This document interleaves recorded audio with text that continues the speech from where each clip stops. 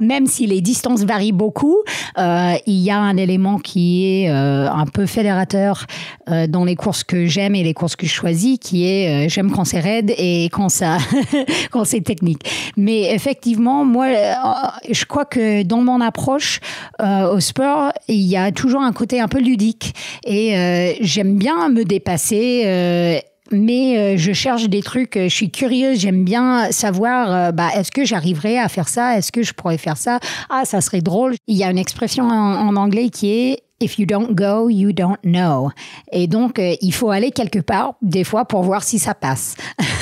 Et des fois, ça passe pas et il faut trouver une autre solution. Et je trouve ça d'être une bonne approche. Après, pour moi, quand je dis « des fois, ça passe pas », je cherche pas le risque. J'ai déjà eu des expériences assez effrayantes en montagne et je ne cherche pas ça. Bonjour à tous, je suis Guillaume Lalu et je suis ravi de vous retrouver dans ce nouvel épisode de Course épique. Course épique, c'est le podcast Running et Trail qui vous fait vivre dans chaque épisode une histoire de course hors du commun. Athlète émérite, coureur confirmé ou anonyme passionné, quand la légende d'une course et la destinée d'un coureur se rencontrent, c'est dans Course épique qu'elle se raconte. Course épique, c'est un nouvel épisode chaque mercredi, mais c'est également chaque lundi matin un extrait de l'épisode à venir pour bien démarrer la semaine ensemble. Nous avons donc rendez-vous 2 fois par semaine. Et si vous souhaitez suivre notre actualité au jour le jour ou découvrir les coulisses du podcast, je vous donne rendez-vous sur notre compte Instagram courseepique.podcast. J'ai le plaisir de recevoir dans ce nouvel épisode Hilary Gérardi. Originaire du Vermont aux États-Unis, Hilary est venue poser ses valises en France pour 6 mois en 2010. Elle n'est finalement jamais repartie depuis. Elle y découvre plus particulièrement le trail running et s'épanouit pleinement sur les sentiers. Et plus ils sont techniques, plus Hilary prend de plaisir. Elle a ensuite très vite connu des résultats sportifs probants, notamment sur les épreuves de skyrunning, en finissant première de 3 courses de référence du genre, la Tromsø Sky Race en Norvège, le Trophée Kima en Italie ou encore la Glenclough Skyline en Écosse. Athlète complète, Hilary brille également sur un spectre très large de formats, allant du kilomètre vertical aux 90 km du Mont Blanc, qu'elle va partager plus particulièrement avec nous aujourd'hui. Au-delà de ses aptitudes physiques d'exception, Hilary est également très engagée à titre personnel et professionnel sur la thématique de l'environnement, un sujet qu'elle ne manquera pas d'évoquer là aussi dans cet épisode. J'ai passé un moment génial avec Hilary qui, quelques heures avant notre temps d'échange, m'a pris sous son aile pour une sortie sur les sentiers de Chamonix. L'occasion d'échanger le souffle court avec elle dans les montées parce que je peux vous dire qu'elle bombarde, mais aussi de se marrer à descendre comme des enfants, les pieds dans la neige. Vous l'entendrez, Hilary est une athlète d'exception et une personnalité incroyablement charismatique, pétillante et détonnante, qui exprime sa passion pour la montagne avec un cœur et une énergie débordante. Vous allez passer un très beau moment avec elle, je vous le garantis. Mais je ne vous en dis pas plus. Hilary va vous raconter tout ça bien mieux que moi. Bienvenue dans notre nouvel épisode de Course épique. Soulever des montagnes. Bonjour Hilary. Bonjour Guillaume. Bienvenue dans ce nouvel épisode de Course épique, je suis ravi d'échanger avec toi. Merci, je suis ravie d'être là. On a fait un petit bout de chemin ensemble dans les sentiers ce matin, c'était hyper agréable. Exactement, on a pu passer quelques heures et il pleuvait même pas trop, mais on a vu qu'on n'était ni toi ni moi en sucre. On a eu 4 saisons en 4 heures de balade. Hilary, il y a 88 ans jour pour jour, donc nous sommes aujourd'hui le 25 mai, l'athlète américain Jesse Owens établissait 5 records du monde en 45 minutes. Est-ce que tu penses que nous, en à peu près le même temps pour la durée de cet épisode, on va battre les records du monde de jeux de mots un peu foireux ou de nombre de fois on va dire le mot Mont Blanc par exemple en 1 heure? Tu penses qu'on peut faire ça? Sûrement pas, mais peut-être qu'on va établir un nouveau record de podcast Course épique avec une Américaine. Ah ouais, j'ai eu Cathy. Ok. Déjà, mais elle n'était pas toute seule. T'es ma première Américaine, un invité principal, tête d'affiche, tout ça. Ok. C'est Hollywood ici. Ouais, je le mettrai sur mon Wikipédia. On est donc aujourd'hui à Chamonix, j'ai oublié de le dire, pour enregistrer cet épisode. Hilary, tu as signé il y a 10 jours une jolie performance au Mathézin, une 3e place. Est-ce que c'est le genre de course qui est typiquement pour toi et qui te procure tout le plaisir que tu viens chercher dans la course à pied ? Bon, c'est une course que j'aime, que c'était déjà ma 4e participation à cette course. Et j'aime cette course particulièrement parce que je l'ai découverte dans un premier temps parce que ça fait partie du circuit du skyrunning dont je participe cette année. J'ai déjà participé plusieurs fois. Mais je dirais que c'est une course qui me fait dépasser mes limites parce que c'est une course qui est très, très complète. C'est relativement courte, donc 3 heures, mais ça démarre très très vite, ça court vraiment très vite au début. Donc il faut savoir aller vite, il faut savoir monter raide, aussi faire un peu de technique, qui est, je dirais, plus ma spécialité, la partie technique, et relancer, parce que les 10 km de la fin sont aussi très rapides. Donc, un joli petit cocktail de choses à maîtriser quand même. Exactement. Donc, je dirais que surtout depuis quelques ans, c'est un effort qui est un peu plus court que les efforts que je fais d'habitude.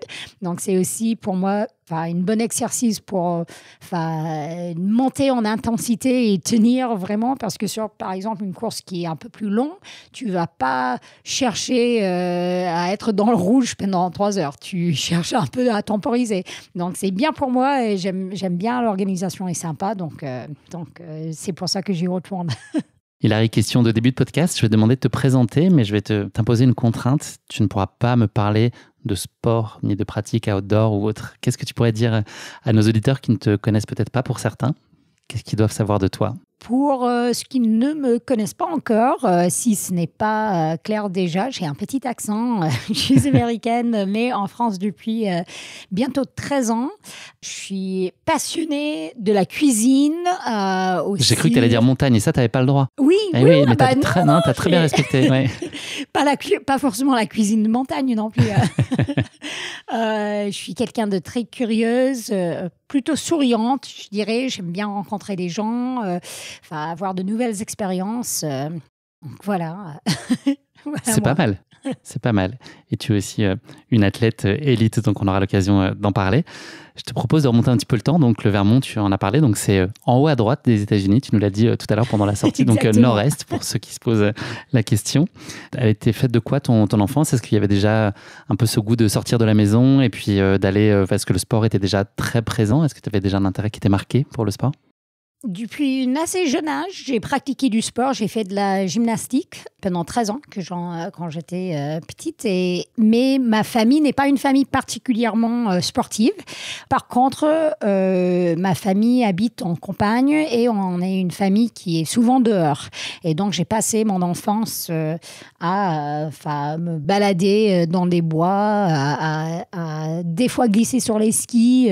Mais je ne viens pas d'une famille de compétition sportive. C'est pas ça l'objectif, mais vraiment d'être dehors, d'être dans la nature, apprendre des choses, observer et se faire plaisir d'être dehors.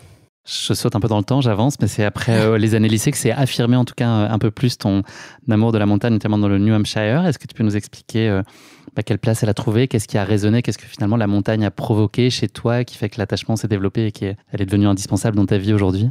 Oui, donc l'État du Vermont, comme déjà on a dit, c'est en haut à droite et juste à côté, il y a le New Hampshire avec les White Mountains qui sont là. Et je me souviens que je suis allée randonner une fois avec mes parents et j'ai vu des refuges qui étaient là et je me souviens d'avoir pensé, mais comment est-ce que je peux faire ça? Moi, j'ai envie de travailler dans ces refuges. Et donc, c'était vraiment là où j'ai commencé à dire, j'aimerais passer plus de temps en haut et tout. Et c'était une envie, mais j'aurais pas pu pointer du doigt pourquoi. Et c'était ensuite, j'ai trouvé une manière, quand j'étais à l'université, de travailler dans ces refuges. Et je dois dire, l'autre américaine qui a été sur le podcast, Katie Scheid, elle vient de encore plus haut et encore plus à droite. Et elle a bossé dans les mêmes refuges que moi dans le New Hampshire. Mais c'était un endroit que j'ai vraiment aimé, avec des zones alpines qui sont petites, mais c'est une nature qui est assez sauvage. Et j'ai rapidement trouvé que sur ces sentiers qui sont très techniques, comme on peut trouver dans les Alpes, que j'ai pu avoir, c'est quasiment comme la méditation, que sortir dehors, ça me fait du bien d'être loin des bruits et tout ça, et après d'évoluer sur ces sentiers, c'est quasiment comme une méditation où il faut être absolument présent. Et ça, c'était quelque chose que je trouvais, même une petite sortie en montagne, ça me faisait du bien parce que je revenais toujours un peu plus calme, un peu plus concentrée et tout ça. Donc, j'ai vraiment aimé ça quand j'étais là-bas. Et ensuite aussi, c'était aussi l'endroit où j'ai commencé à vraiment aimer les cartes et aimer chercher des sentiers, regarder les lignes sur les cartes et dire est-ce que je pourrais aller de là à là. En l'occurrence, à l'époque, c'était beaucoup est-ce que je peux aller de ce refuge à un autre refuge, soit pour rendre visite aux amis ou soit pour faire des blagues aux amis. On parle pas de cartes à jouer, hein. C'est pas ton amour des cartes, c'était pas Vegas, tout ça, les casinos. Non, c'était vraiment les cartes. Oui, non, c'est les cartes topographiques. C'est ça. Quelque chose qui me passionne toujours. Moi, j'aime bien passer du temps. Je peux passer des heures à regarder des cartes topographiques pour trouver des itinéraires et voir, tiens, est-ce que je peux aller là? Ou ça serait chouette dans la journée? Ou non, ça c'est un peu chaud, peut-être sur 2 jours, des choses comme ça. T'es du genre raisonnable quand tu dessines justement ces parcours-là où tu inities des choses? Est-ce que tu es prête à prendre des risques, même si sur le papier ça te paraît compliqué? Est-ce que tu es plutôt joueuse ou tu as un tempérament raisonnable et prudente avec la montagne? Alors, je dirais qu'il y a un peu des deux. Des fois, il y a une expression en anglais qui est « If you don't go, you don't know ». Et donc, il faut aller quelque part, des fois, pour voir si ça passe. Et des fois, ça passe pas et il faut trouver une autre solution. Et je trouve ça d'être une bonne approche. Après, pour moi, quand je dis « des fois, ça passe pas », moi, je suis pas quelqu'un qui va...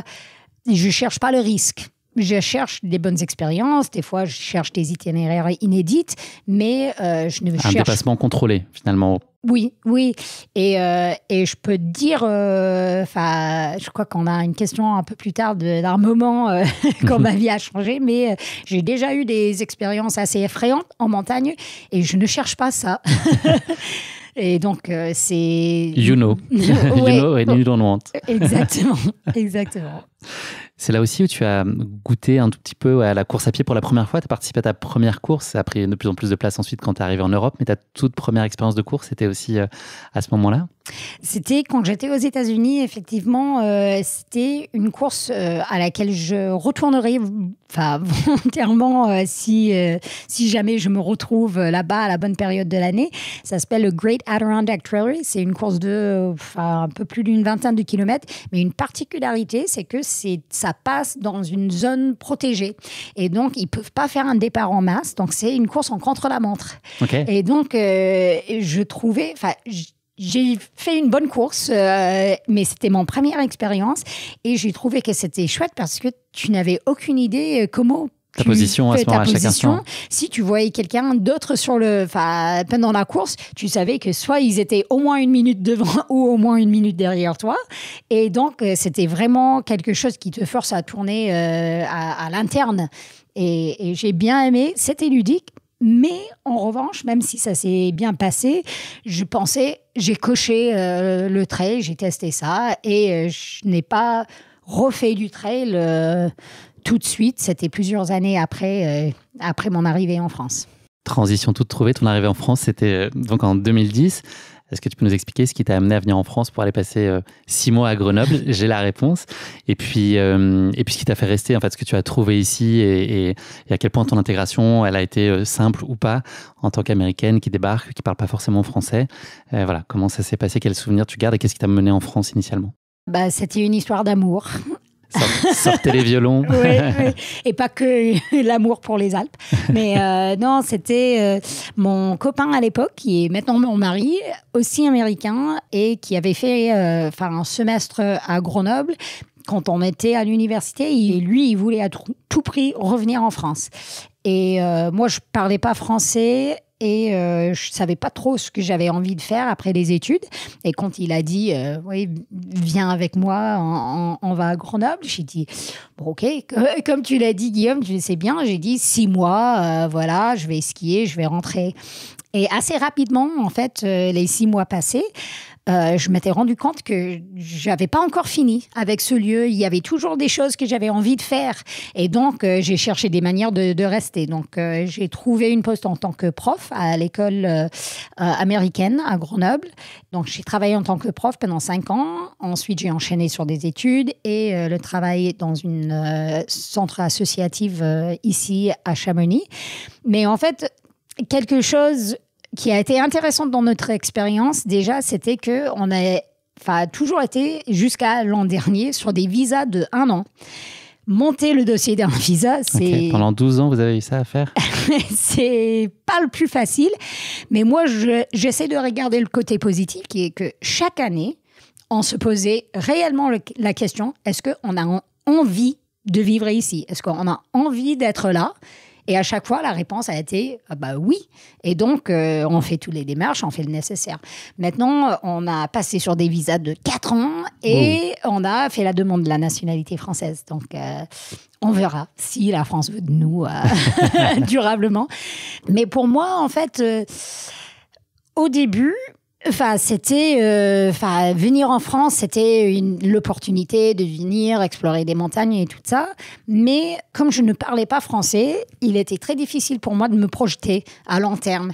De s'installer dans un endroit où on ne parle pas la langue, c'est difficile parce que tu peux pas avoir ta personnalité. Là, on vient de passer quelques heures ensemble. Tu sais que j'aime bien les répliques, faire des blagues, discuter beaucoup. Et au début, je ne pouvais pas faire ça. Tu te sentais limité, ouais, tu pouvais apporter de nuances. Complètement limité. Révéler ta pleine personnalité, ouais, c'est frustrant. Et même, je ferais des soirées où je passais 4 heures à essayer de comprendre, à écouter, mais sans pouvoir parler. Et après 4 heures, j'étais défoncée parce que je comprenais... je faisais un tel effort. Ça te demandait beaucoup d'efforts, oui. Ouais.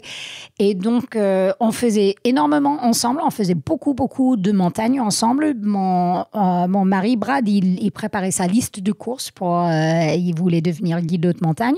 Donc, j'ai fait quasiment toute sa liste de courses avec lui. Pas pour aller au supermarché. C'était pas cette liste de courses-là. Non, ça aurait été plus facile. Je crois que le processus est plus long que les courses au supermarché. Mais donc, j'ai fait beaucoup de montagnes avec lui. Je trouvais que j'étais vraiment dépendant de lui parce qu'il parlait français. Moi, j'apprenais. Il avait déjà des amis. Moi, j'en avais pas.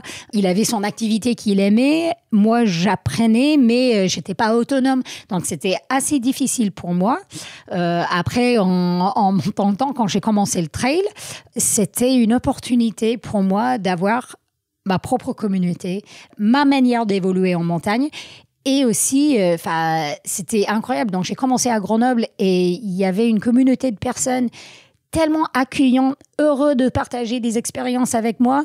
Et vraiment, je pense que c'est grâce au trail que je suis toujours là. Parce que si c'était toujours comme ça l'était au début, j'aurais pas... trouvé ta place pour t'exprimer pleinement. Exactement. Et donc, c'est grâce au trail et grâce aux Grenoblois, je dirais, que je suis là toujours. Eh ben, on les remercie beaucoup. Oui. On peut remercier aussi un jambon, je crois, un prosciutto qui aussi explique pas mal ton attrait. Et puis ça t'a fait plonger, en tout cas, un peu plus sérieusement dans le trail running. Est-ce que tu peux nous raconter cette histoire-là? C'est un déclencheur, en tout cas, de ce que j'ai compris. C'est ta première course européenne, un peu fondatrice. Oui, donc en fait, on était inscrits déjà avec mon mari pour faire un relais dans la Chartreuse, le Grand-Duc de Chartreuse, et en préparant ça, parce que j'allais faire une 50 km. Et j'avais un ami qui m'a dit, tiens, est-ce que tu as envie, demain, je vais faire une course, les Balkans Sud de Chartreuse. Et bon, c'était une course de village où on pourrait s'inscrire le matin même. Et on s'y pointe. Et à cette course, j'avais gagné un jambon cru de 6 kilos. Belle bête. Oui. Et je me souviens, je le ramenais à la maison. Et Brad, il disait « Ah, mais... là, si tu vas ramener un jambon tous les week-ends, là, je soutiens le projet trail. Et moi, j'étais très heureuse. D'ailleurs, on mange pas beaucoup de viande, nous, mais c'était quand même vraiment chouette et tellement drôle. Et ça m'a, je suis retournée plusieurs fois à cette course qui a eu lieu le même week-end que les Mathésins, depuis plusieurs années. Donc, j'ai pas pu retourner, mais... Il y a un jambon qui t'attend probablement quelque part là-bas encore les années prochaines et à vous les suivantes. J'espère qu'il donne toujours du jambon aux gagnants. On t'a vu à l'œuvre sur des kilomètres verticaux, sur du skyrunning, sur des formats comme le 90 km du Mont Blanc. C'est important pour toi de varier les plaisirs, les formats, et puis qu'est-ce qui peut expliquer que tu arrives à exceller finalement sur des formats qui sont aussi différents en soi? C'est quoi un peu dans tes capacités qui te permettent d'être assez constante finalement et performante sur des typologies très différentes de courses? Déjà, je dirais qu'il me manque une performance dans des trucs qui sont très courants, très rapides. ça reste pour moi, même si les distances varient beaucoup, il y a un élément qui est un peu fédérateur dans les courses que j'aime et les courses que je choisis, qui est j'aime quand c'est raide et quand c'est technique.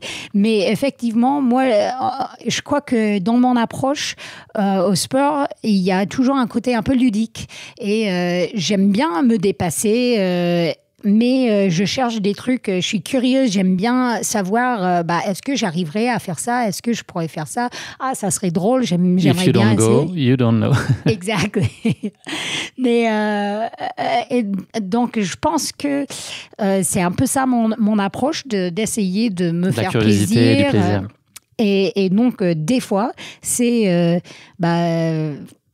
souvent, je dirais, ça reste dans le type 2 de fun. Est-ce que tu connais, Guillaume, les différents types de fun? Type 2, ça te parle? Non. Non. Type 2. Alors, donc, déjà, tu as type 1, qui est fun quand tu le fais et c'est fun après. Tu dis, ah oui, c'était drôle, ça, j'ai bien aimé. Okay. Après, type 2, c'est ce qu'on arrive à trouver beaucoup en course, en trail. C'est pas très fun quand tu le fais, mais après, tu dis, ah, et vas-y. Et c'est le plus jamais qui devient, plus jamais je fais ça, qui devient 24 heures après. Quand est-ce qu'on s'inscrit pour l'année prochaine, c'est ça? Exactement. C'est le niveau 3, ça, ou c'est le 2 aussi? Non, niveau 3, en fait, ça arrive plus quand on fait des fêtes. C'est fun quand on le fait. Et après, tu te rends compte que peut-être tu n'aurais pas dû faire ça. T'es trop poussé. Après, il y a des types 4 aussi qui c'est pas fun quand tu le fais, pas fun après. Et tu te dis, mais pourquoi je pensais que ça allait être fun? Moi, quand je pense à des choses, peut-être... marathon des sables. Non, et il nous a dit ça, Guillaume, que c'était bien. Il y a des choses intéressantes à y trouver. Je crois que tu connais déjà bien d'après ton dernier podcast qu'il y en a qui aiment ça. Mais oui. Donc, mais c'est pas fait pour tout le monde, effectivement. Mais moi, type 2, je cherche beaucoup, c'est d'essayer de trouver mes limites, me dépasser. Et si je suis contente après coup, je sais que j'ai fait un bon choix. C'est une théorie qui est brevetée par Hilary, ça, les niveaux de fun? Non, ça existe. Tu fais le hashtag type 2 fun, tu t'en trouveras. Écoute, tu m'as appris ça. C'est pas moi qui l'ai inventé. On a évoqué là, les dossards et un certain nombre de courses sur lesquelles tu as eu des chouettes résultats. Il y a aussi des projets off qui t'animent et qui, c'est ce que tu expliquais aussi quand tu te penches sur une carte et que tu essaies de dessiner des trajets, inventer des parcours et finalement réinventer un peu ton expérience au quotidien. Je voulais parler de la traversée que toi et Valentine Fabre, vous avez effectuée en avril 2021. Vous étiez les premières femmes à réaliser en ski alpinisme la liaison entre Chamonix et Zermatt en Suisse. C'était quoi le sens de ce projet? C'était aussi important d'avoir un duo féminin. C'était aussi un sens additionnel que vous vouliez donner à ce projet qui est en soi un défi, un dépassement exceptionnel? Oui, donc moi, je fais beaucoup de ski dans ma vie. Ça fait partie de ma pratique, de mes entraînements. Et en fait, la traversée en raid à ski de Chamonix à Zermatt, c'est quelque chose que je connaissais même avant de venir en France. Je pense que c'est le raid à ski le plus connu du monde. Et donc, c'était quelque chose qui m'a toujours attirée. Dès notre arrivée en France, je pense qu'on avait acheté le topo Cham-Zermatt. Et donc, ça a toujours resté quelque chose qui m'attirait. Après, une fois que j'ai commencé à me tourner plus vers la performance et tout ça, je disais, mais j'aimerais bien essayer. Je savais qu'il y avait un record masculin, mais que des filles n'avaient jamais essayé ça. Et je crois que, on voit ça en trail, je crois qu'on le voit toujours plus, en haute montagne toujours, c'est qu'il n'y a pas autant de femmes que d'hommes et les femmes n'osent pas. Et donc, pour moi et pour Valentine, ça a été une opportunité de nous tester nous-mêmes, parce que ça, c'est partie de notre pratique toutes les deux, mais aussi d'essayer de mettre un temps de référence pour les femmes. Et on voulait le faire justement en duo féminin parce que c'est symbolique et après, quand on fait un effort comme ça, tu as posé la question déjà, quelle est mon approche? Est-ce que je laisse un peu d'incertitude et tout ça? Et ça, pour le coup, on n'avait aucune idée si on allait réussir ou pas. Il n'y avait jamais des filles qui avaient essayé, ni elle ni moi, on n'avait jamais fait un truc aussi long. Et donc, c'était vraiment une super partage d'aller essayer ça. Et après, de faire ça en féminin, bon... c'était de marquer notre coup, mais aussi, on l'espère, d'inspirer d'autres filles à le faire. Parce que, on aimerait bien que des filles aillent battre notre temps. Et ça me donnera envie d'y retourner, d'ailleurs. Mais il faut se permettre de oser, de tenter, aussi se permettre l'échec. Et c'était vraiment une expérience pour nous de tester ça. Et en l'occurrence, c'était une réussite. Qu'on peut retrouver dans un film qui s'appelle La Traversée. Voilà, si vous avez envie d'en savoir plus sur cet exploit et cette remarquable performance et aventure. Je change de sujet. On va parler d'environnement. C'est une thématique qui t'est très chère. Est-ce que c'est une vocation? Est-ce que tu as travaillé très longtemps dans des sujets, dans le cadre de sociétés qui étaient très investies sur les sujets environnementaux? Là, aujourd'hui, tu es à ton compte. Est-ce que c'est un terrain sur lequel tu as tout de suite su que tu allais travailler parce que tu as envie d'accomplir des choses, de faire changer des choses? Tu étais très engagé sur ce territoire depuis longtemps? Je pense que le fait d'avoir eu une enfance qui était beaucoup dehors et aussi des parents qui ont une approche à l'environnement assez respectueux. Mon père, il est biologiste aussi. J'ai toujours un peu été baignée dans le respect pour l'environnement. Après, c'est vrai, donc j'ai travaillé 5 ans au Créa Mont-Blanc, centre de recherche sur les écosystèmes d'altitude. Mais je pense que c'est vraiment depuis peut-être 5 ans et même, voire moins, où je commençais à me rendre compte que c'était quelque chose sur lequel je voulais focaliser de plus en plus dans ma vie. Et aussi, quelque chose qui, pour moi, dans ma vie, ça crée beaucoup de tension. Parce que je sais qu'en tant qu'athlète, j'ai souvent un impact qui est démesuré. En fait, si je veux être athlète international, je vais bouger beaucoup. Je vais aller à des compétitions. Et donc, pour moi, j'essaie dans ma vie de trouver une manière de rendre les choses cohérentes. Et D'abord pour toi, pour un alignement personnel aussi, c'est avant tout ça? Tout à fait. Oui, il y a ça, mais aussi le fait que je pense souvent les gens, ils ont peur de parler des questions de l'environnement si ils estiment qu'eux, ils ont un impact. Ils sont hypocrites, ils ne veulent pas en parler. Et je pense qu'il est très important qu'on en parle plus, qu'on parle de ces sujets. Moi, je crois que j'ai dit que je pense que c'est depuis 5 ans que ça devient de plus en plus important pour moi. C'est aussi peut-être parce qu'ici, à Chamonix... Tu peux l'observer au quotidien, tu vois les évolutions tout à fait. C'est la montagne, en fait, les Alpes ont une température qui est en hausse comme partout, mais 2 fois la moyenne de le reste de l'hémisphère nord. Donc, les impacts sont beaucoup plus rapides et flagrants ici. Et donc, c'est vraiment très, très visuel. Et donc, je pense que c'est pour ça aussi que ça m'a vraiment frappé en arrivant ici, même plus qu'en habitant à Grenoble. À Chamonix, tu as les glaciers qui fondent, tu as le permafrost qui fonde, qui fait écrouler des falaises, tu as des glaciers qui changent beaucoup, tu as les remontées des forêts, il y a plein de choses.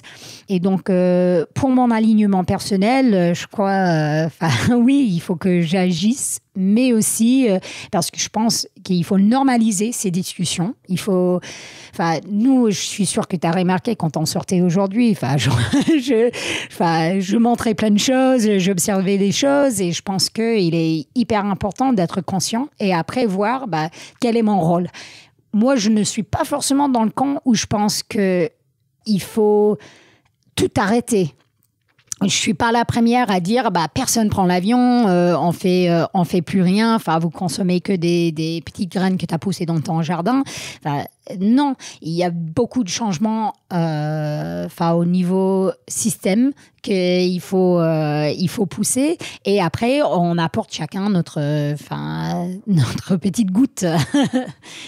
Chacun sa contribution à son échelle. Mais donc effectivement, maintenant que je suis à mon compte, je suis active dans par exemple le groupe de travail de l'environnement de l'association des trail runners professionnels.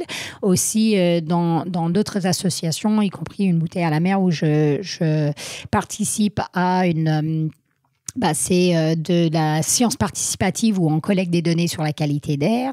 Je travaille aussi en conseil sur RSE, la responsabilité sociétale et environnementale pour une entreprise de séjour de trail running. Et aussi, je trouve qu'un de mes rôles importants en tant qu'athlète, c'est de travailler avec les marques qui me sponsorisent sur le sujet de l'environnement, de la production, de type de produits et tout ça. Et tu sens un changement justement dans la place qu'ont les marques et dans leur intégration de ces logiques RSE dans leur démarche? Est-ce que tu sens aussi beaucoup d'authenticité dans cette démarche? C'est des choses qu'on peut questionner aussi, de parfois se positionner sur des thématiques RSE sans être vraiment légitime, mais juste par opportunisme ou par posture marketing. Toi, tu sens qu'il y a aussi un vrai changement là aussi systémique et structurel de ces marques qui s'investissent fondamentalement parce qu'elles par authenticité dans ces territoires-là et dans ces terrains-là? Moi, je dirais que ça dépend beaucoup des marques. Je crois que quasiment toutes les marques commencent à se rendre compte qu'ils ne peuvent plus faire n'importe quoi.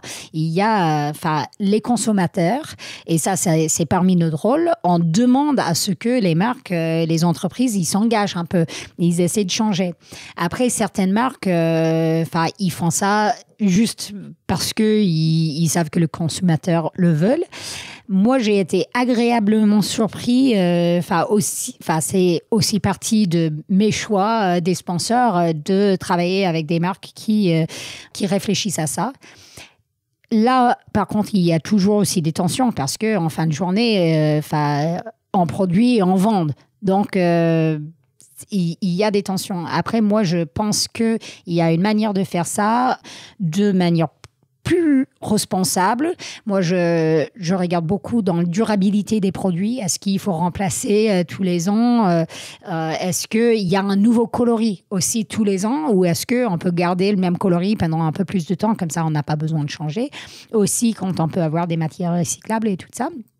Après, moi, je travaille aussi avec l'application Everride. Je ne sais pas si vous le connaissez, mais ils vendent des choses... du matériel de sport et outdoor de seconde main. Oui, exactement. Et je trouve que ça, c'est super aussi. Donc, on a récemment fait une campagne et je pense que c'est important aussi quand on décide qu'on veut s'équiper, se poser 2 questions. Est-ce que j'en ai vraiment besoin? Parce que souvent, c'est quelque chose que je fais moi-même aussi. Est-ce que j'ai vraiment besoin d'acheter ce truc? Et aussi, est-ce que je peux l'avoir d'occasion aussi?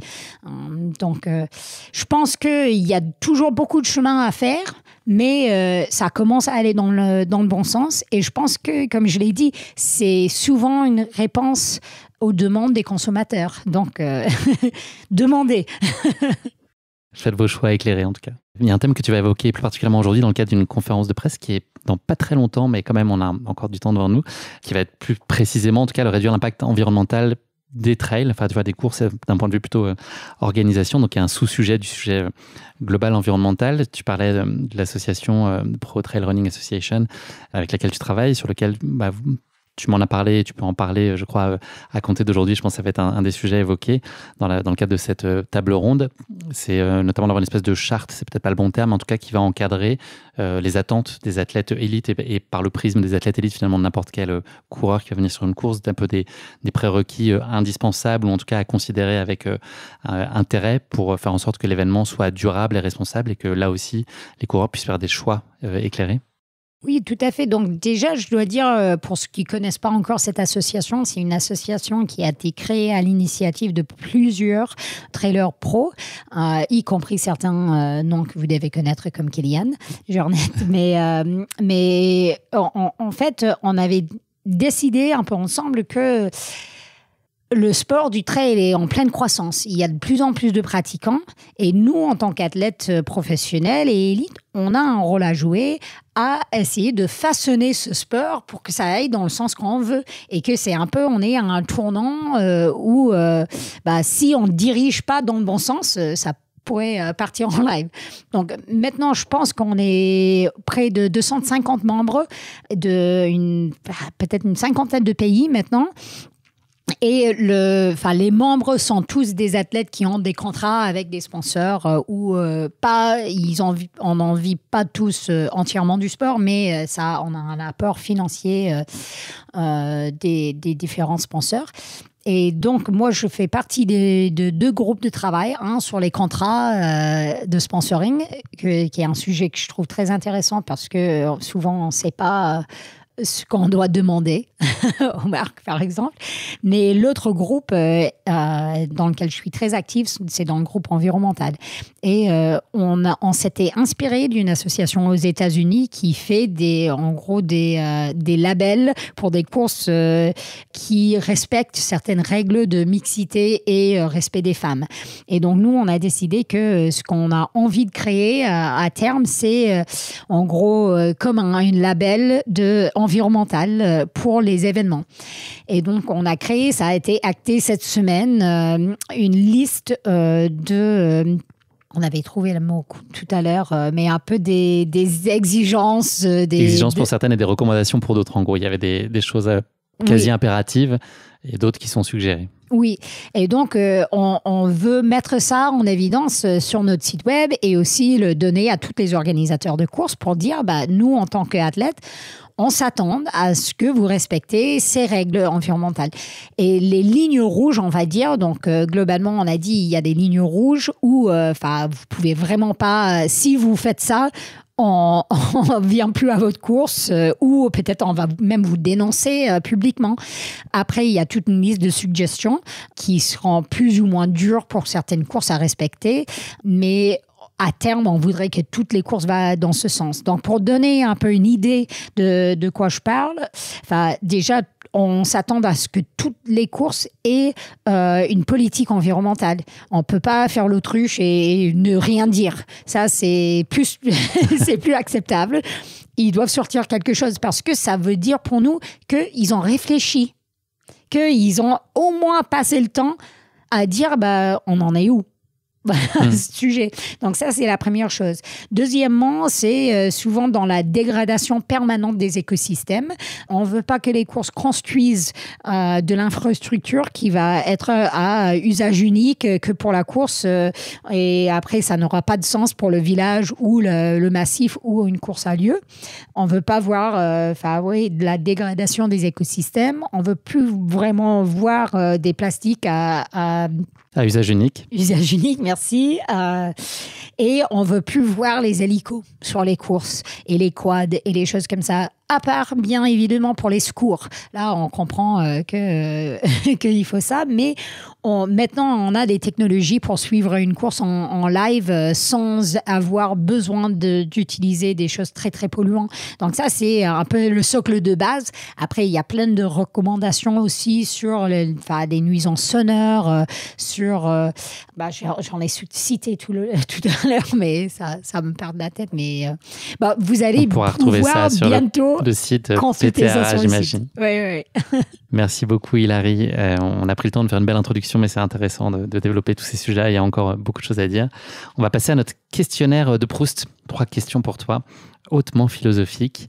Un moment qui a changé ta vie pour toujours. Alors, ça, j'ai un peu fait référence à ça.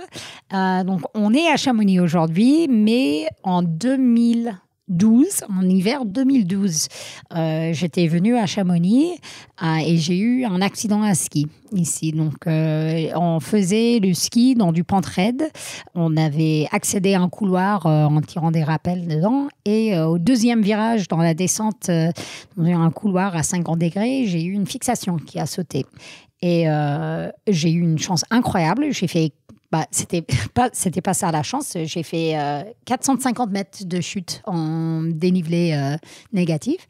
J'ai fini dans une crevasse et j'ai incroyablement pas eu de blessure grave. Aucune fracture, rien? Non, j'ai eu quelques points de suture dans le visage. J'ai eu des énormes bleus, j'avais le matériel défoncé, mais moi, physiquement, j'avais rien de très, très grave. Et en fait, c'était à ce moment-là, après en réfléchissant, que j'avais besoin de chercher une autre manière de me connecter à la montagne. À cette époque, c'était un peu... des gens suggéraient des choses, je disais oui, j'allais... Et j'avais pas peur dans ce couloir, c'était dans mon zone de confort, on va dire, mais c'était peut-être pas le meilleur choix, tu vois. En réfléchissant, on a dit on était un peu tard, oui, la neige était très dure. Bon, j'ai eu un problème de matériel, ça c'est sûr, mais c'était l'approche qui était un peu trop laxe et pas avec assez de respect pour la montagne que je dis, ah là là, c'était pas bon. Et la montagne m'a donné la possibilité de retourner. Donc ça, c'est une énorme chance. Mais c'était là où j'ai recommencé le trail parce que j'avais besoin de retourner à la montagne, mais de le faire à ma manière à moi. Et donc, c'était le moment quand j'ai commencé le trail.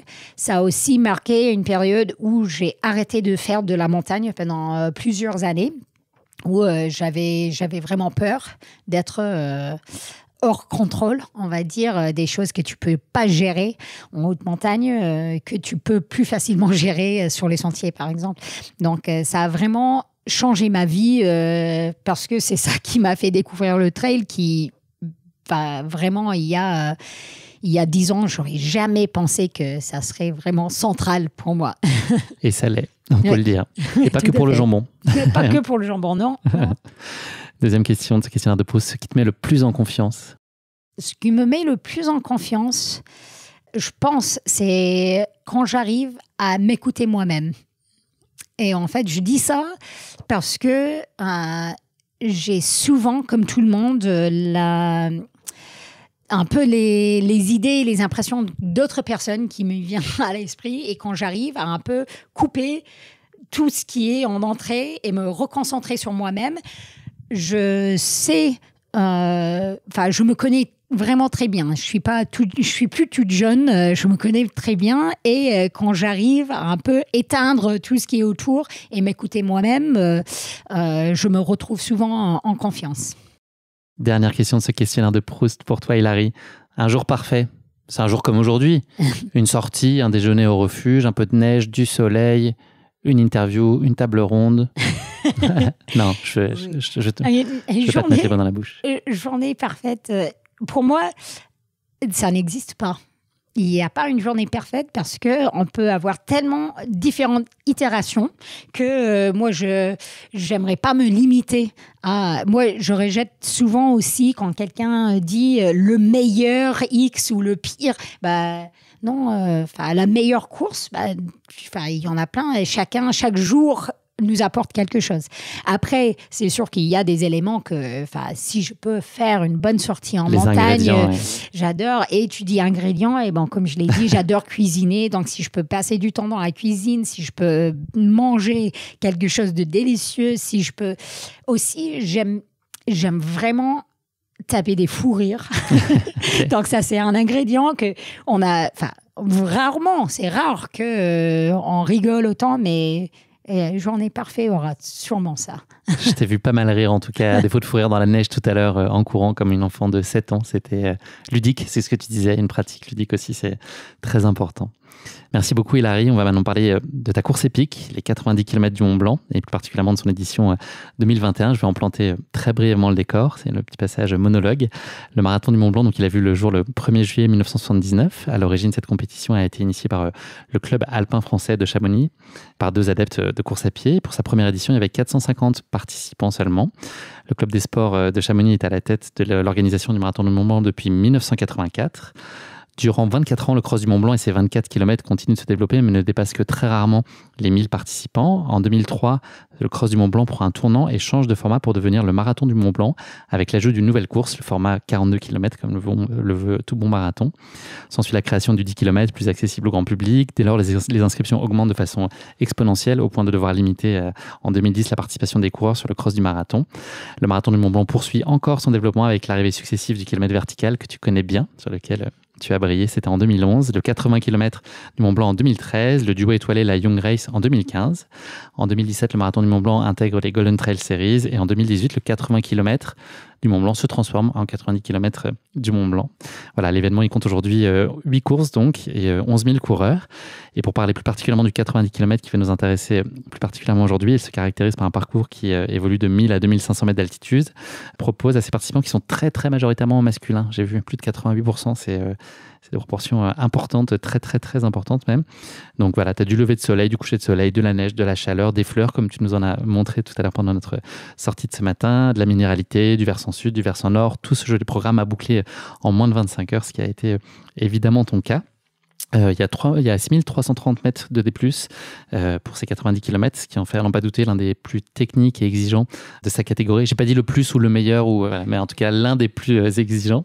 Et puis voilà, on retrouve un palmarès incroyable avec des noms très très emblématiques. Caroline Chavreau, Mimi Kotka, Cathy Schei, dont on va parler aujourd'hui, une certaine Hilary Girardi, ou encore François Den, Michel Lannes, Xavier Thévenard, Diego Pazos, Sylvain Cour, Martin Kern, enfin voilà, un palmarès de dingue.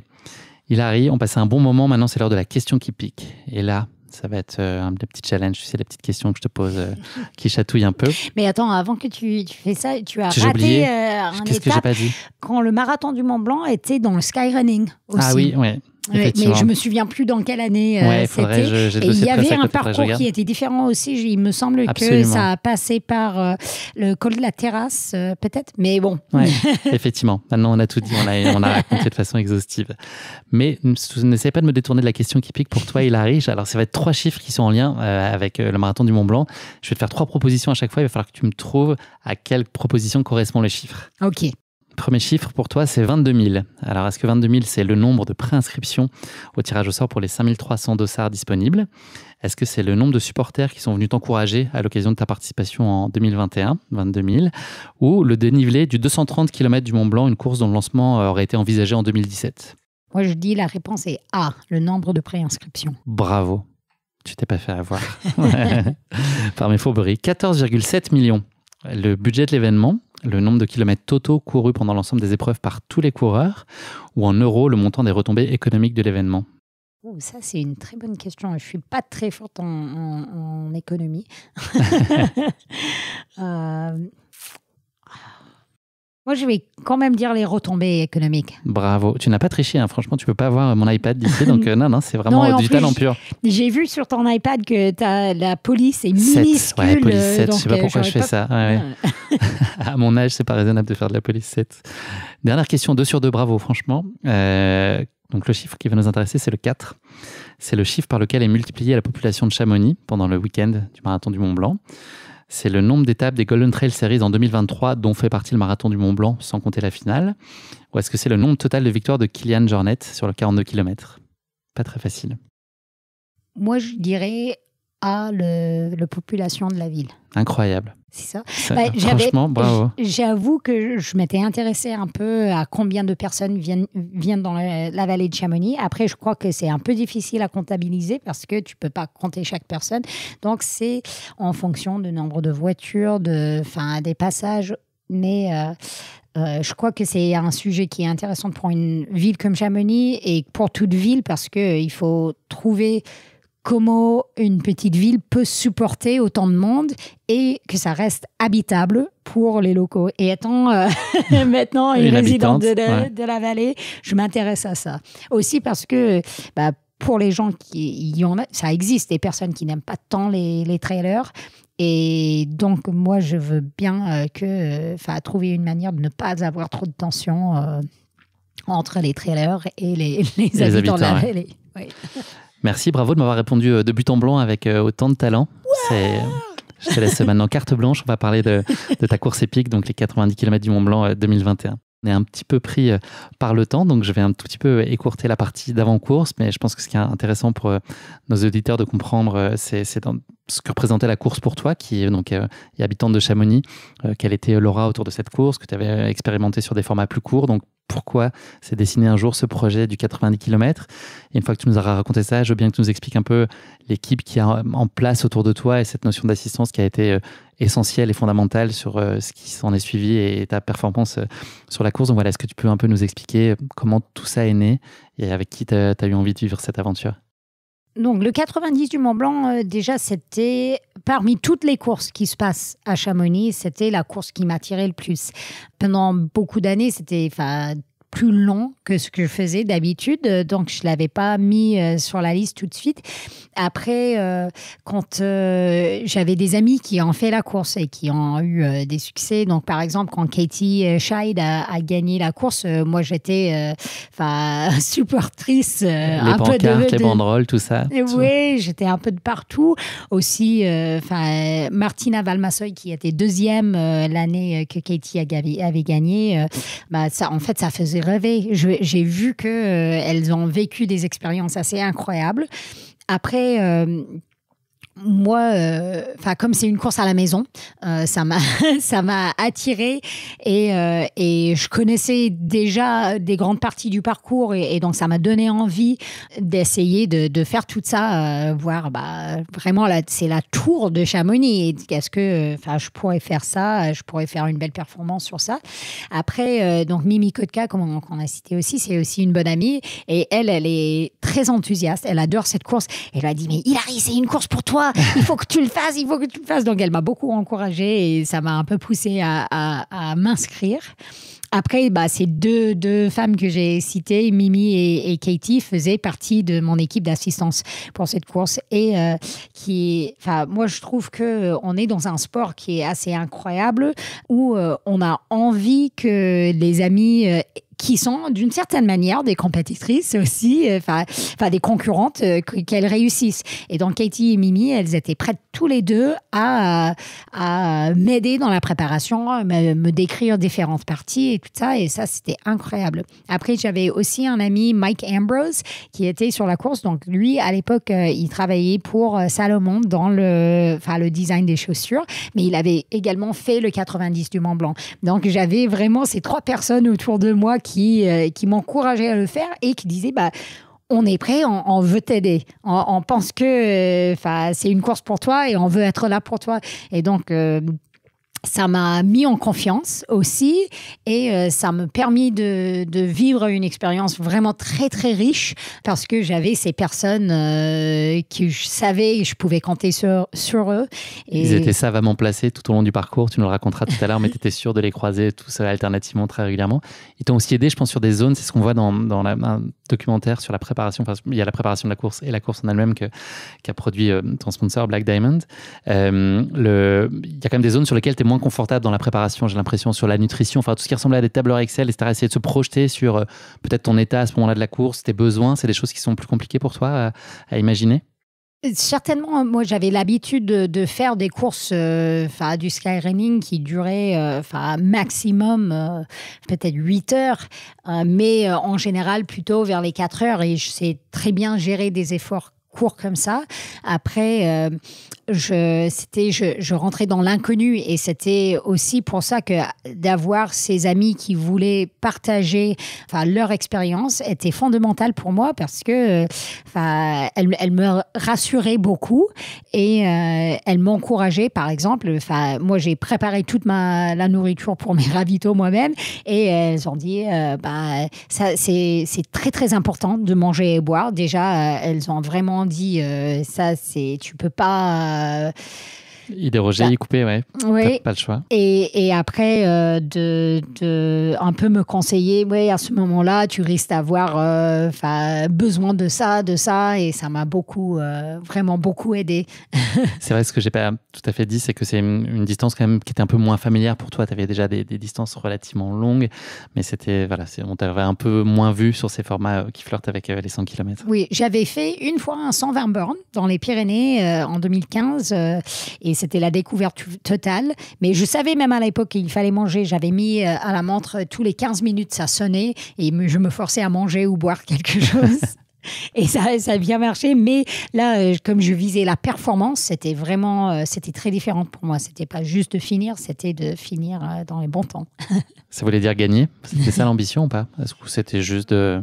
Bien sûr qu'on a toujours envie ça donne envie de gagner une course. Après, moi, souvent, je mise mes objectifs pas sur le classement et plutôt sur la performance que je peux faire moi-même. Parce que moi, je ne peux pas gérer les concurrentes. Je peux jamais savoir quel est leur état de forme, comment elles vont gérer la course. Et donc moi, j'essaie en fait souvent de séparer dans ma tête l'idée de qu'est-ce que c'est qu'un succès et qu'est-ce que c'est la gagne et le succès, c'est pas forcément la même chose.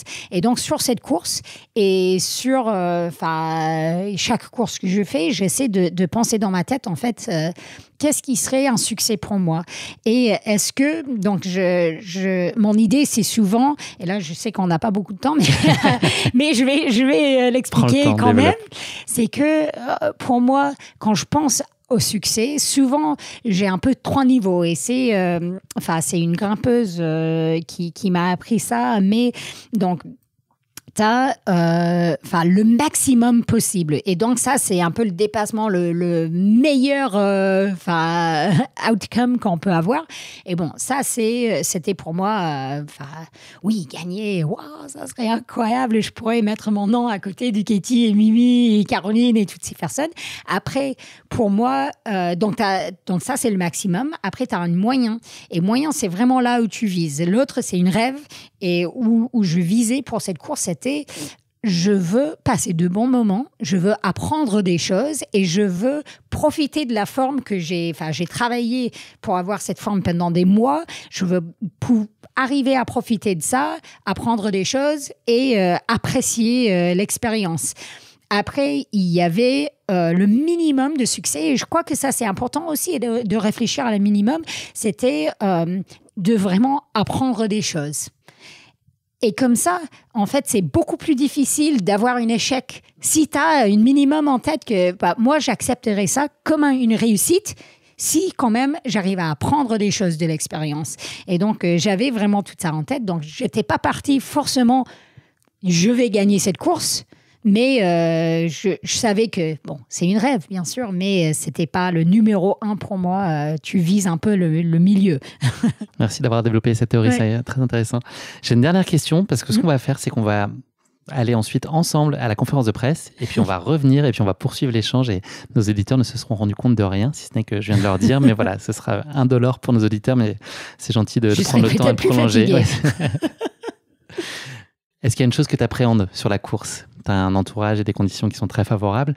Est-ce qu'il y a quand même des choses ? C'est quoi le questionnement que tu pourrais avoir sur la façon dont ça peut se passer ou là où tu as l'impression de maîtriser peut-être un peu moins ? Sur cette course en particulier ? En particulier, oui. Oui. C'est sûr que il y avait au-delà de 4-5 heures de course, je savais plus trop comment mon corps allait agir et le mental allait agir. J'avais plutôt confiance. Moi, j'adhère à l'idée que on peut pas beaucoup s'inquiéter la veille de la course, par exemple, parce que j'essaie de penser à ce qui est dans mon contrôle et ce qui n'est pas dans mon contrôle. Et je savais qu'avant la course, j'avais fait tout ce que je pouvais faire. Donc, j'essaie de lâcher un peu. Après, j'étais très curieuse, mais j'appréhendais aussi un peu le moment quand je descendais, par exemple, au bois. On va le raconter après, mais les bois à Chamonix, c'est si tu vas direct sur le plat, tu arrives à Chamonix très rapidement, dans quelques kilomètres, et il y a une remontée que tu fais un montant vert au plan de l'Aiguille, et j'appréhendais ça et comment j'allais agir physiquement, mentalement, quand j'avais déjà couru pendant des heures et des heures et des heures. 60 km déjà derrière toi. Et il faut remonter encore. Et donc, j'avais peur, mais j'étais aussi tellement curieuse que je voulais tenter l'expérience. La suite dans quelques secondes, Hilary ? Ça marche. Bonne conférence de presse, bonne table ronde. Merci, j'essaie de ne pas dire des bêtises. Nous revoilà, Hilary. Bravo pour la conférence. Merci. Très intéressant. Tu as eu droit à une deuxième convocation sur le thème de la santé chez le trailer, en plus d'avoir évoqué les sujets environnementaux. Donc voilà, deux gros sujets en jeu et qui effectivement se croisaient sur plein d'aspects finalement. Donc c'est très intéressant. Bravo, merci. Merci beaucoup. Je pense, j'ai peur que j'ai l'impression un peu de répéter des choses des fois, mais...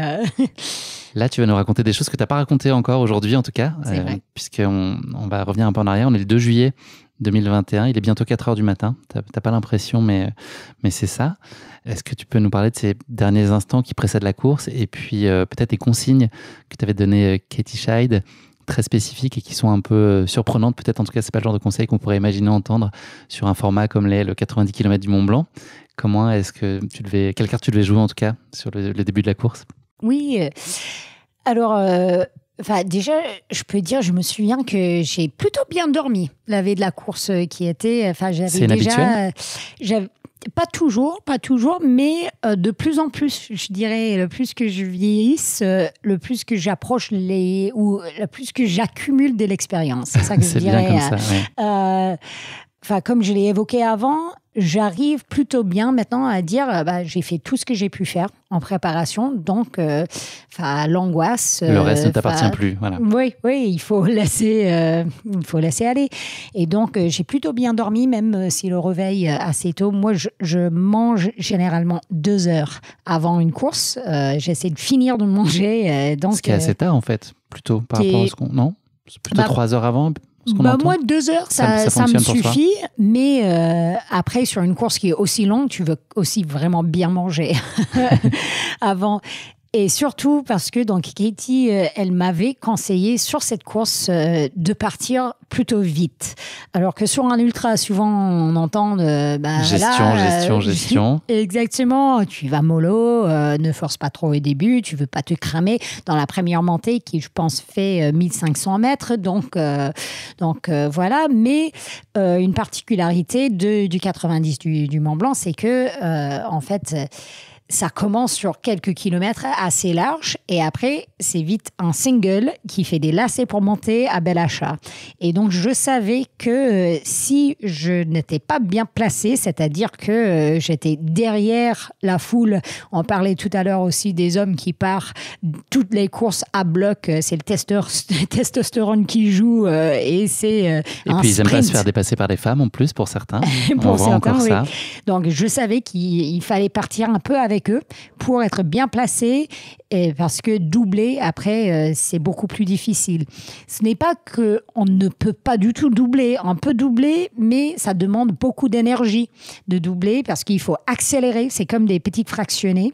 Aussi, c'est une course longue et une montée longue et raide. Là, au début, il y a beaucoup de gens qui ont des bâtons et ce n'est pas tout le monde qui sait bien utiliser leurs bâtons et c'est qui doit faire attention aux personnes derrière eux. Donc, j'ai déjà eu des bâtons sur la figure, et je savais que je voulais pas ça. Donc j'ai vraiment commencé assez rapide, plus rapide que je l'aurais fait si Katie m'avait pas dit. Et donc ça m'a permis en fait d'effectuer cette montée avec tous ces lacets qui montent à Bel Achat et d'y arriver en tête de la course déjà et aussi au lever du jour, qui était un moment absolument magique. J'ai vu les vidéos. Sur la vidéo, on peut le voir. Là, tu le soulignes bien d'ailleurs. Toujours s'émerveiller, en tout cas, c'est important. C'est vraiment ça. Mais en fait, je veux remonter un peu dans le temps, juste un instant avant la course. Donc, j'ai eu quelque chose que j'ai dit, là, je ne sais pas, je le sens, un bon signe. Lorsque je faisais mon échauffement, je courais dans les rues de Chamonix et j'arrive à Chamonix-Sud et j'ai vu un renard. Okay. Et il y avait un renard dans la rue. Le renard porte bonheur, c'est bien connu. Exactement. Il s'était arrêté, il m'a regardé. Moi, je m'étais arrêtée aussi. On Ton s'était regardé. Totem. Je dis, OK. Et après, il s'était parti et moi aussi. Mais j'ai dit, là, je pense que ça porte chance. Hilary, il y a 2 personnes dont on n'a pas parlé, mais qui sont aussi assez centrales dans la course. C'est Giuditta et Katarina. C'est aussi 2 profils que tu surveilles dans la start list. En tout cas, c'est 2 coureuses de très haut niveau. Donc, tu es particulièrement concentré aussi. Ta course, tu l'as fait pour toi, mais les 2 athlètes que tu surveilles un petit peu plus avec attention, c'est elles 2, c'est ça ? Oui, en fait, dans les semaines avant, il y avait d'autres personnes qui étaient inscrites à la course. En fait, ça, c'est une des choses qu'on a... on essaie de regarder un peu les listes d'inscrits et tout ça. Mais finalement, je savais, la veille, qu'il y avait vraiment ces 2 qui allaient potentiellement être des très, très fortes concurrences. Et donc, en fait... dans le trail, comme je l'ai dit avant, c'est un sport où les gens, ils sont vraiment sympas. Tout le monde,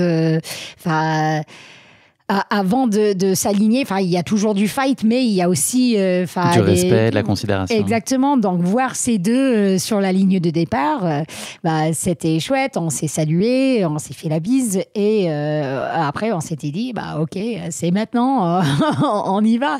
Et après, en général, quelque chose que je faisais, par exemple, sur la ligne de départ, je regarde par exemple la tenue des autres pour que je puisse reconnaître sur le parcours, ok, elle porte plutôt bleu, elle porte plutôt telle couleur et tout ça.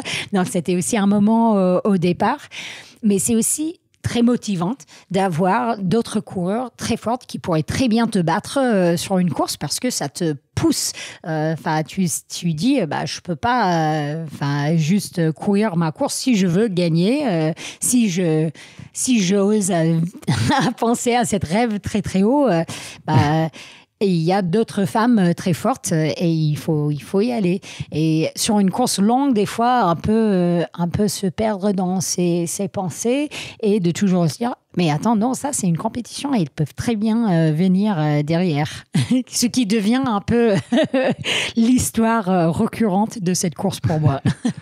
Tu arrives donc au kilomètre 13 à plan Prat avec déjà 10 minutes d'avance sur Giudetta. Voilà, c'est une performance qui est déjà prometteuse. Tu nous as parlé du lever de soleil aussi. Le chemin qui te mène la tête au vent, il peut paraître plat, mais c'est quand même un endroit où il ne faut pas baisser la garde. Là, tu parlais de concentration. Tu es consciente que là, il ne faut pas lâcher et que le terrain, il n'est pas si simple que ça. Tu le connais, j'imagine, très bien. Mais voilà, tu es dans ta course pleinement. Oui, en fait, là, comme tu le dis, c'est une partie du parcours qui, sur papier, c'est assez plat, mais c'est un sentier qui est assez technique aussi. Et ça peut être justement un peu difficile quand c'est le lever du jour, c'est magnifique, tu as envie de regarder autour de toi, tu arrives et boum, il y a un bouquetin, mais il faut rester concentré, parce que si tu regardes pas tes pieds, tu peux vite te trouver un ventre plat. Mais ce qui est intéressant aussi, c'est que moi, je savais que cette partie où ça monte pas raide, mais ça descend pas raide, c'est plutôt vallonné, mais c'est un endroit où tu as envie d'aller plus vite, mais il faut gérer. Et là, au col des Montées, donc il y a la descente des cols des Montées, où j'ai eu plusieurs hommes, par exemple, faire cette première descente à bloc dans les lacets, ils me doublent. Et j'avais une chose dans la tête qui était, ils vont exploser leurs cuisses. Et ils l'ont fait. Je les ai doublés plus tard. On en a eu la preuve. Je continue à avancer un peu dans le temps. On saute au kilomètre 43 à Valorcine. Tu es toujours en tête. Tu fais la part de ta fatigue à Katie. Donc, on a dit que au fur et à mesure du parcours, au fil du parcours, chacun s'était réparti. Tu les recroisais pour certains plusieurs fois tout au long du parcours. C'est quoi les mots qu'elle te dit? Est-ce que c'est les mots que toi, tu avais envie d'entendre? Comment tu es dans ces moments-là? Est-ce que tu as envie de te faire bousculer? Est-ce que tu as envie de te faire encourager? Est-ce que ça dépend du moment et tes dispositions de l'instant? Donc, Katie, elle est venue au départ avec moi, déjà pour vraiment être là pour moi, pour toute la course. Et à ce moment-là, quand je l'ai dit, je suis très fatiguée, je pense qu'elle a dit, oui, c'est normal, tu fais un ultra, là.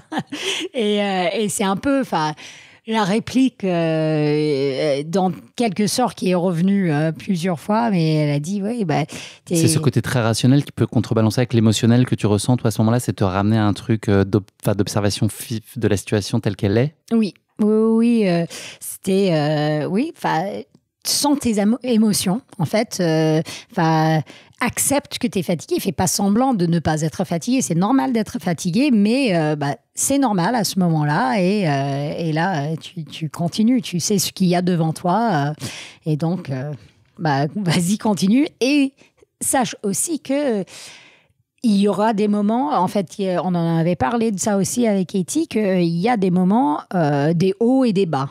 En fait, c'est la montagne, c'est des pics et des vallées. Et tu sais que tu vas peut-être avoir une petite vallée, mais il y aura une pic plus tard. Et ce que tu dis d'ailleurs dans le film, c'est que sur ce format-là, en fait, ces hauts et ces bas, ils sont plus longs que sur les courses que tu connaissais peut-être un peu plus habituellement. C'est la même logique où tu t'es peut-être plus ou moins bien à un certain moment, mais c'est que là, il faut tenir un peu plus, s'accrocher au cocotier un peu plus longtemps. Une expression très française, s'accrocher au cocotier. Si tu as l'occasion de dire ça dans un dîner. S'accrocher au cocotier. S'accrocher au cocotier, ça veut dire tenir bon, tenir bon là-bas. Personne n'utilise ça, je pense, à moins de 70 ans. Tu arrives ensuite sur le tour. Tu continues d'être assez éprouvé. Là, il y a Mimi qui te tend une chaise. Et je pense que on est passé par là ce matin, je crois, lors de notre sortie. Là aussi, elle trouve les mots. Enfin, globalement, les ravitaux en soi, c'est des moments qui, toi, te reboostent, te relancent. Tu repars systématiquement avec ta dose d'humanité, de boost. Ça a un effet très bénéfique et très immédiat sur toi. Oui, tout à fait.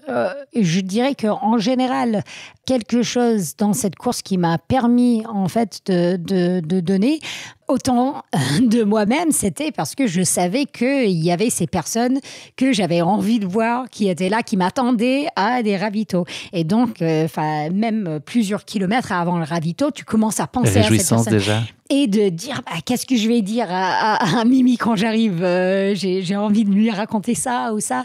Et donc, effectivement, Mimi, elle était là avec son mari, Tony, qui a beaucoup d'expérience dans le ravitaillement de Mimi, justement. Et ils étaient tous les deux vraiment super. Et Mimi, elle m'avait dit une chose aussi qui était, quand toi, tu es dans un trou, quand toi, tu es très, très fatigué, il faut se rappeler que elle, derrière, elle est aussi très fatiguée.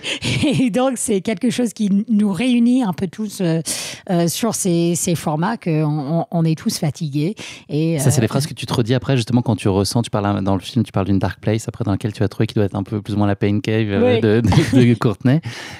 C'est des phrases que tu te martèles, justement, pour te sortir de ces moments difficiles. Oui, tout à fait. Là, en remontant, par exemple, donc, après le tour, on a monté la trapette. Donc, on n'est pas allé au MO100. On l'avait, contrairement aux années précédentes, en 2021, on n'a pas pu aller à MO100 parce que c'était toujours en temps de Covid, on ne pouvait pas traverser la frontière. Donc, on a fait une montée différente, un supplémentaire dans la station des Grands Montées, qui est la montée de la trapette avec je ne sais pas combien de lacets, mais c'était très, très long.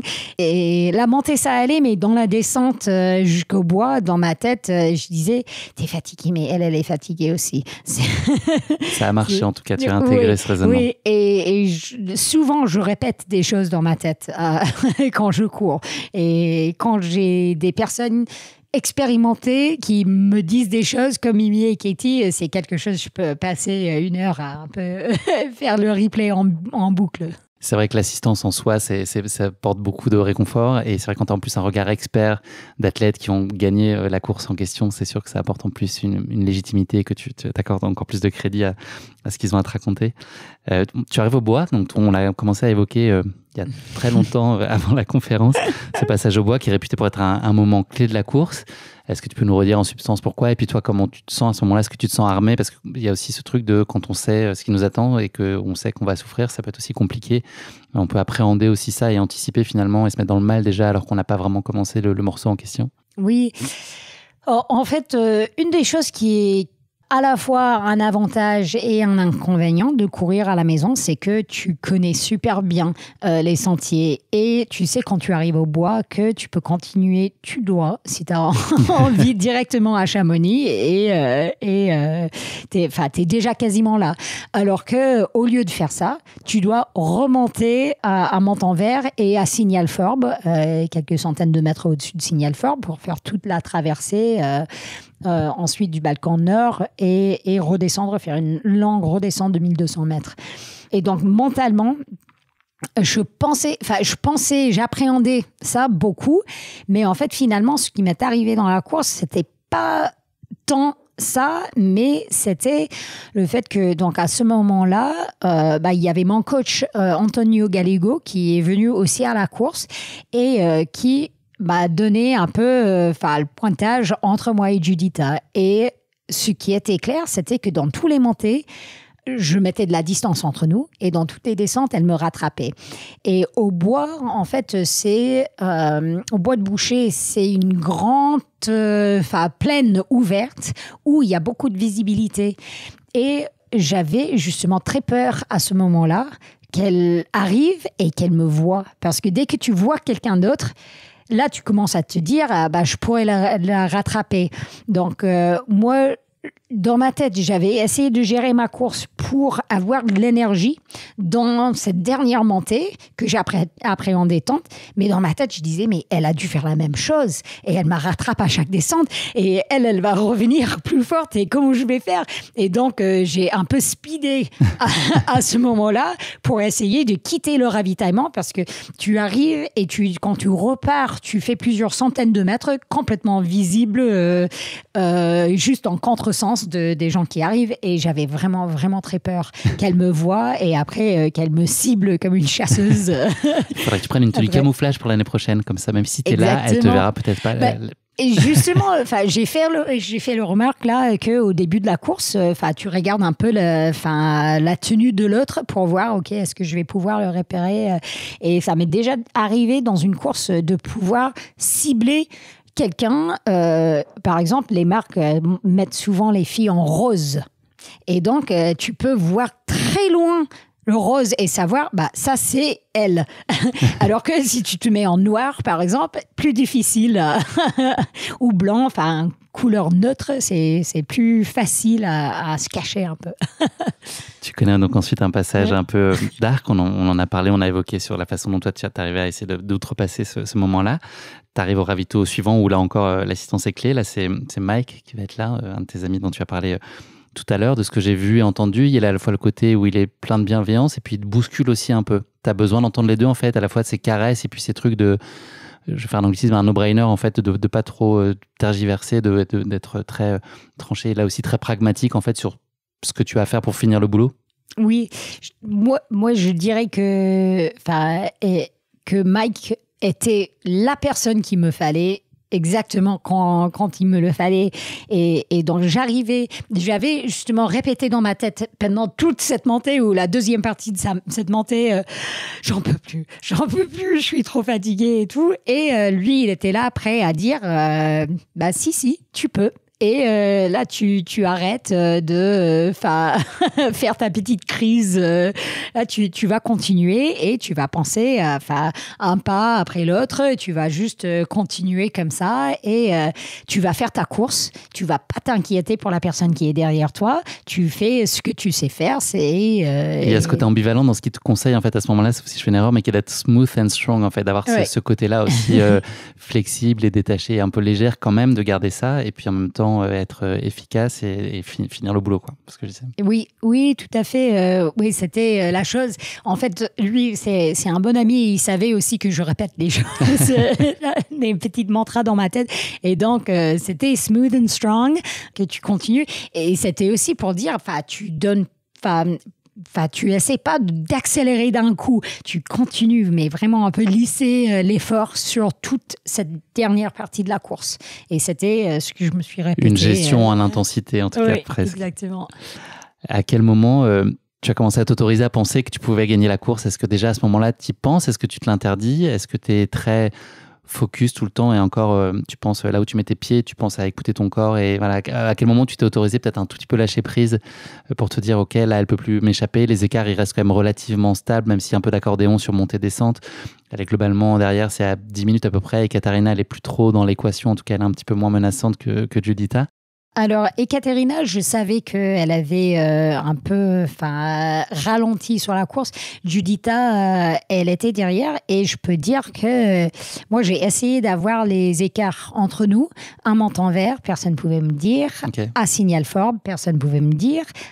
À plan de l'aiguille, personne ne savait me dire non plus. Et donc, c'était vraiment... Moi, j'imaginais tout le long qu'elle était, mais... Dans ton dos. Toujours en train de s'approcher à moi. Mais ce que je m'étais dit, vraiment, c'était là où j'ai basculé à une concentration, où c'était... Mais là, tu peux pas lâcher prise dans la concentration. c'était surtout ça. J'ai dit, mais ce n'est pas possible de trébucher, de se faire une cheville, de chuter maintenant. Là, tu as déjà fait toute la course et tu vas tenir jusqu'au bout et tu vas pas laisser la tension partir. Et ça, c'est vraiment cette idée « it's not over until it's over ». Et donc, tu te projettes pas à la fin avant d'arriver à la fin. Et donc, c'était vraiment ça, d'essayer de rester très, très concentré et vigilant jusqu'à la fin. Et c'était pas avant la toute fin que je m'étais rendu compte que j'allais le faire. Tu conclus ces 90 km du Mont Blanc après 11 heures et 54 minutes d'effort. C'est quoi le sentiment qui prime? On te voit très souriante à l'arrivée. Tu ressens quoi? De la fierté, du plaisir? Il y a de l'épuisement physique fort aussi, j'imagine. Si tu repenses à ce moment, qu'est-ce que tu as ressenti? Bon, bien sûr, l'épuisement. Après aussi, vraiment, il y a un mot qui m'est venu aussi. Il y avait un soulagement, mais il y a aussi le gratitude. Donc, j'étais vraiment remerciante à mes amis. Ce collectif. C'était vraiment l'idée que ça prend un village, que c'est vraiment ça. Pour moi, de faire cette performance ce jour-là, ça n'aurait pas été possible sans ce qui était derrière moi. Et donc, on a réalisé ce film un peu pour aussi mettre en avant ces membres de l'assistance. Après, j'étais aussi reconnaissante à toutes les autres personnes qui m'ont aidée dans tout le processus, y compris mon mari, mon kiné, mon coach, tout le monde, parce que c'était vraiment... On met en avant l'athlète, mais finalement, c'est toute une équipe qui se réunit. Qui a apporté chacun sa contribution. Donc, je pensais assez rapidement après, par contre, à la bière et le pizza. Et la glace aussi, non? Et la glace aussi. Quel parfum, la glace? C'est caramel beurre salé. Ok. Quasiment toujours. Tu avais le sentiment d'être prête pour cette course. Tu avais en tout cas réuni tout ce qu'il fallait, en tout cas tout ce que tu contrôlais qui était toi, ta préparation. Est-ce que tu as été malgré tout surprise de ce niveau de performance et de ce résultat? Tu l'espérais? On a dit que c'était en haut des 3 scénarios possibles qui t'auraient rendue heureuse. Est-ce que tu as été étonnée quand même que ça se passe bien, même s'il y a eu de la souffrance, évidemment, mais c'est de l'ultra? C'est sûr que je ne m'attendais pas à ce résultat. Moi, s'il y a une chose que j'ai appris avec le temps et en accumulant l'expérience, c'était que moi, je me donne beaucoup plus de chance à réussir quelque chose comme ça si je fixe clairement mes objectifs. Et donc, d'autres années, par exemple, je mettais 10 courses sur le calendrier et je voulais être très, très performante sur toutes les courses. Alors qu'en 2021, moi, j'ai visé la traversée, la Chamonix-Zermatt et le 90 du Mont Blanc. Et je me suis dit, j'ai pas envie de me disperser sur beaucoup de choses.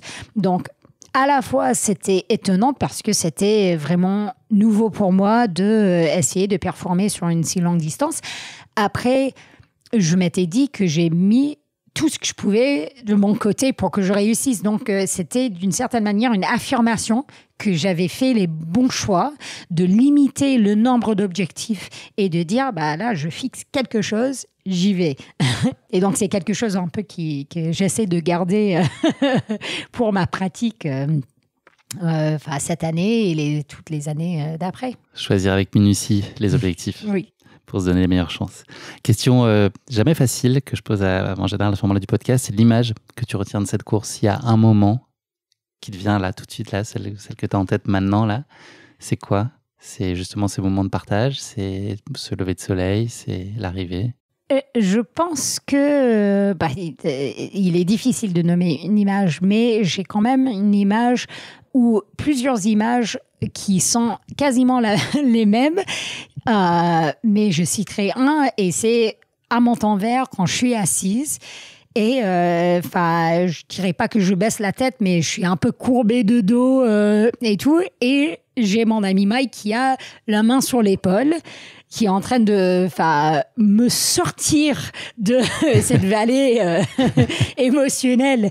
Et c'est vraiment pour moi, si c'est là ou si c'est que quand j'étais assise autour ou quand Katie était là à m'aider à remplir mes flasques, c'est vraiment c'est pas moi toute seule, c'est moi avec les gens autour de moi. Ça résume très bien l'esprit de la course et c'est aussi pour ça que je suis très content qu'on puisse évoquer au-delà de ta performance et puis de mettre en lumière ton parcours qui est très inspirant. Merci, c'en est fini pour cette course épique qu'on a évoquée et qu'on a vécue avec toi de l'intérieur. On va parler un peu maintenant de la suite. C'est quoi les projets, les grands rendez-vous que tu as, ce qui va compter pour toi dans les prochains mois ? Alors, donc, je fais le circuit du skyrunning cette année. Donc, j'ai choisi 4 courses pour cette année, un peu exprès pour essayer d'un peu limiter mes voyages aussi. Donc, j'ai fait une course déjà, le Sky Race des Mathésins en France. Ensuite, j'irai en juillet en Autriche pour le Schligeis 3000. Après, ça sera le Matterhorn, le Ultrax Extreme Matterhorn et Grigno Sky Marathon en Italie. Donc, c'est un peu cet enchaînement. Après, ça sera sorti quand Ça va sortir courant juin. Courant juin. Ouais. Ok. Bon, je pense que j'ose à le dire. Déjà que j'ai aussi un projet que je prépare. C'est un projet que j'ai en tête depuis des années et qui n'a jamais été possible. Et c'est toujours pas sûr que ça va le faire parce que tout dépend des conditions de montagne. Mais j'ai envie de tenter le record sur le Mont Blanc depuis Chamonix. Aller-retour. 2024, donc pour ça comment ? Ce serait en 2024 ? Non, ça serait pour cet été. Ok. Oui. Ah oui. Oui. Ok. Et en fait, donc, le record actuel est détenu par Emily Forsberg en 7h52, il me semble. Et donc, un des problématiques, c'est vraiment que les 2 années, 2021-2022, on n'a pas eu assez de neige en hiver et il faut passer par des endroits qui sont très crevassés. Il y avait même une crevasse sur l'arête des Bosses au sommet et donc ça n'aurait pas été possible d'essayer d'aller vite. Et j'ai une espoir cette année parce qu'on a eu beaucoup de neige. Il neigeait encore aujourd'hui au Mont Blanc. Et donc, j'espère pouvoir tenter ça. Après, une grande différence entre la montagne et les courses, c'est que je ne peux pas dire la date que je vais essayer, que je souhaite tenter ça. Je peux même pas dire si c'est possible. C'est vraiment en fonction des conditions. Ça dépend pas de la forme que de la personne, mais de beaucoup d'autres choses. Et avec le changement climatique, ça rend les choses beaucoup plus difficiles à prévenir. Mais c'est quelque chose que je tiens vraiment à cœur et que je souhaite tenter. Donc, peut-être quand le podcast sort, j'aurais déjà essayé. Peut-être ça serait pour l'année prochaine. Mais donc, c'est pour ça que je m'entraîne en ce moment. Dernière question du podcast. Tu connais cette rubrique, c'est le motto de la fin. Est-ce que tu aurais une devise donc, existante ou que tu formulerais toi avec tes mots qui pourrait illustrer ta philosophie de vie ou la façon dont tu appréhendes ta pratique ? Donc, je t'ai déjà un peu raconté et c'est le motto qui m'anime beaucoup et c'est vraiment on fait ça pour le plaisir. Et on a la chance, moi j'ai énormément de chance de pouvoir faire du trail ma vie en ce moment. Et j'essaie toujours de me souvenir que c'est moi qui a choisi de faire ça, c'est moi qui a envie de ça. Et je fais ça parce que j'aime ça. Et ça même dans les entraînements qui sont très, très durs, en fait, je me rappelle que je fais ça parce que j'aime ça. Et il n'y a personne qui est derrière. Je fais ça parce que j'ai des objectifs que j'ai fixés moi-même. Et donc, je fais ça pour le plaisir. Et je pense que tu reviens me voir dans, je ne sais pas, 10 ans. Si je cours encore, c'est parce que je me fais toujours plaisir. Et si je ne cours plus, c'est parce que j'ai trouvé que je me faisais plus plaisir. Donc, j'ai arrêté. J'espère bien revenir te voir avant dans 10 ans, en tout cas. J'attendrai pas 2033, ça c'est sûr. Merci beaucoup, Hilary. C'est déjà la fin de cet épisode. Merci de nous avoir fait vivre avec toi dans tes pas ce 90 km du Mont Blanc, qui est une course de légende et sur laquelle tu as brillé. Donc, bravo encore pour cette perf remarquable où il y a eu du plaisir. Merci aussi d'avoir pris le temps de revenir sur ton parcours de vie. C'est plein de chouettes choses très inspirantes à entendre. Puis d'avoir partagé tes engagements aussi pour une pratique aussi raisonnée que possible. Personne n'est parfait, on a tous du chemin à faire, mais on peut tous contribuer aussi à une pratique qui sera plus raisonnée et durable. J'ai passé une super journée avec toi parce que là, on se parle, voilà, on est en fin de journée, il est pratiquement 8 heures. Mais voilà, on est ensemble depuis 12 heures parce qu'on a eu la chance j'ai eu la chance d'aller sur les sentiers avec toi ce matin. Donc voilà, merci pour ce grand moment. Ça a été un long ultra depuis ce matin, mais extrêmement plaisant. Et voilà, je suis je regarde, on est quasiment au même temps que j'ai fait sur les 90 ensemble. Exactement, 11h54, tu vois, on y est presque. Merci pour tout, ça a été un grand moment de plaisir et puis plein de bonheur, plein de réussite dans tes projets personnels, sportifs. Il y a des beaux défis qui arrivent et puis aussi professionnels, que tu t'accomplisses pleinement dans tous ces registres. Merci encore. Également, Guillaume. Merci beaucoup pour l'invitation. Et oui, à bientôt, j'espère. À très vite. Et là, on va aller au resto. Hein. Oui, c'est l'heure. Mangeons. Allez, merci pour tout. Merci d'avoir écouté cet épisode. Si vous l'avez écouté jusqu'ici, c'est qu'il vous a probablement plu. Alors n'hésitez pas à noter le podcast et rédiger un avis sur votre plateforme d'écoute favorite. C'est essentiel pour soutenir ce travail indépendant. Cela ne vous prendra que quelques secondes et ça change beaucoup de choses pour le podcast. Et pour être sûr de ne manquer aucune course épique à venir, n'oubliez pas de vous abonner sur votre plateforme d'écoute. Merci encore infiniment pour votre soutien, votre fidélité et vos chaleureux messages que je lis et auxquels je réponds avec un immense plaisir. S'il vous plaît, continuez. À très bientôt pour une nouvelle course épique, évidemment.